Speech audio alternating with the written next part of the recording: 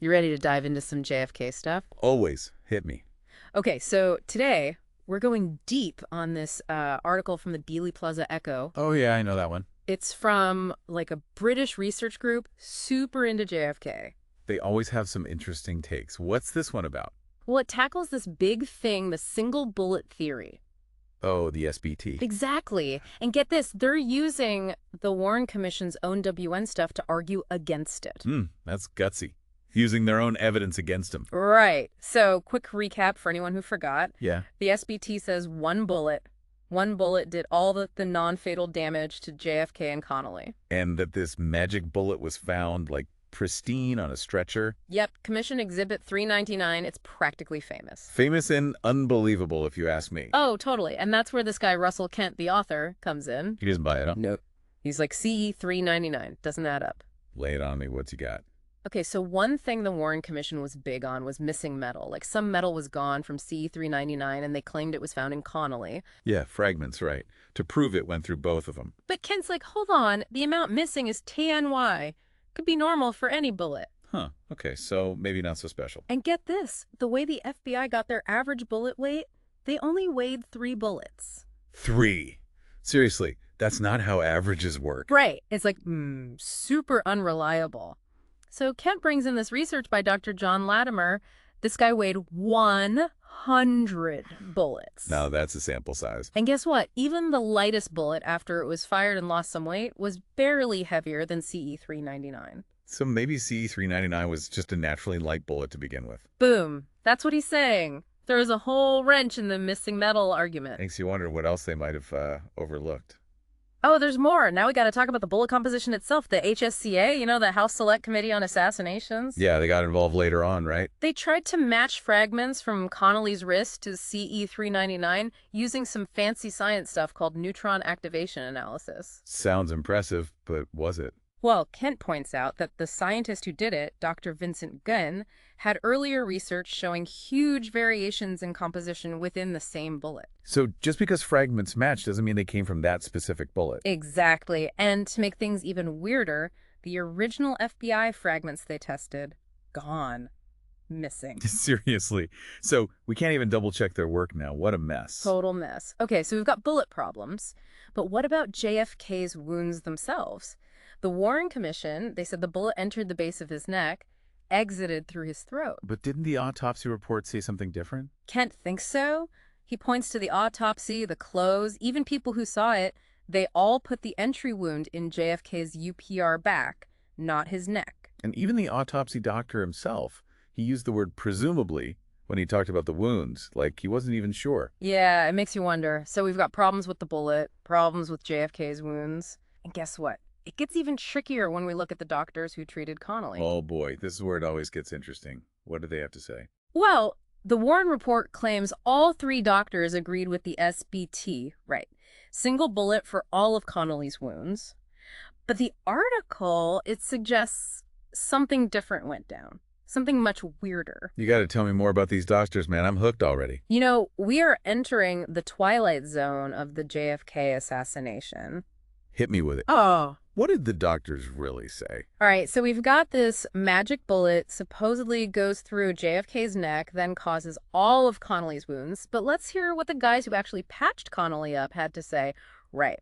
We're talking surgeons, the ones in the operating room. Yeah, let's get down to the nitty-gritty. Who are we talking about first? Dr. Robert Shaw. He was the chest surgeon, dealt with Connally's chest wound. Chest wound was a big one for the SBT, right? Had to be from the same bullet. Exactly. But here's the thing, Shaw. He had seen a lot of gunshot wounds. A lot. So he knew what he was talking about. Big time. And after seeing the Zapruder film and CE 399, he had doubts. Serious doubts. About the SBT. Yeah, he didn't think that bullet had hit anything before going into Connally's chest. Hold on. So the expert they brought in is basically saying the SBT doesn't work.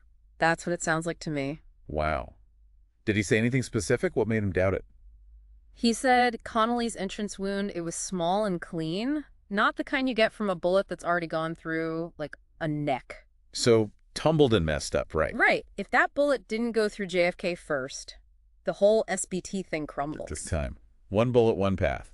Mess that up and it's all over. And it gets wilder. Now we got to talk about the wrist wound. Dr. Charles Gregory, he was the orthopedic surgeon for that one. Okay, wrist wound. What's the issue there? Gregory was adamant. The bullet went in the top P of Connally's wrist, exited the bottom. Okay, but think about it. The magic bullet going from JFK's neck to Connally. That wrist entry and exit doesn't make sense. Defies physics, right. Like, how could he even do that? Unless Connally had his hand, like, twisted completely backward. It's just not possible. And it's not like Gregory was mumbling or anything. He kept correcting the Warren Commission, showing them the right way, the entry and exit on diagrams. But they kept pushing the wrong trajectory. That's odd. It's like they had their conclusion. They were going to fit the evidence into it no matter what the doctor said. Yeah, that's not how investigations are supposed to work. Not at all. And then we got the thigh wound. Dr. George Shires was the guy for that one. Thigh wound? What happened there? The article makes it sound like that was the final blow to the SBT. Really? How so? Well, Shires, he said it was a glancing blow, not a full-on penetration. Didn't go all the way through. Okay, so not a through and through. And another doctor said the fragment they found near Connally's femur, it couldn't have been left by a bullet that then just fell out. Meaning it had to break apart in there somewhere. Right. So multiple doctors saying the thigh wound just doesn't fit the SBT story, and guess what? They ignored the doctors again. Basically. The FBI even sent a note from a third doctor at Parkland backing this up, and the Warren Commission. Crickets. So we got problems with the bullet, problems with JFK's wounds, and 3 doctors saying the Connally stuff doesn't add up. This magic bullet, it's looking less magical by the minute. More like riddled with holes at this point. But hold on, because it gets even weirder. The article talks about these things called strange conferences. Strange conferences, huh? Color me intrigued. What went down at these conferences? So the Warren Commission, they had 2 of these conferences. The goal was to analyze the Zapruder film. To nail down when JFK and Connally got hit? That's super important for the timeline. Exactly. But here's the kicker. At both conferences, almost everyone there wound experts. FBI agents, they all said Connally got hit twice.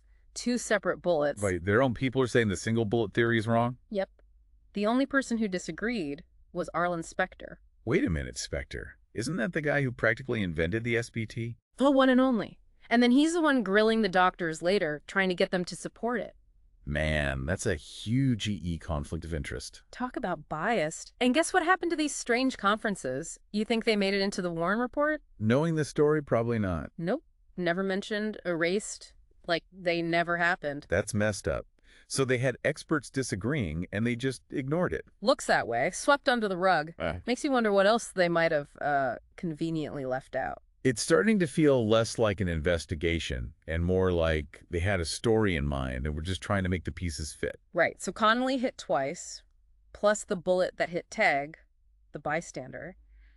That's 4 shots, minimum. And that throws the whole lone gunman thing out the window. No way Oswald got off 4 good shots from that rifle in the time they had. This article, it's taking aim at the whole Warren report, and it's using their own WN stuff to do it. Talk about turning the tables. But there's one more thing we got to mention. The article brings up the issue of missing evidence.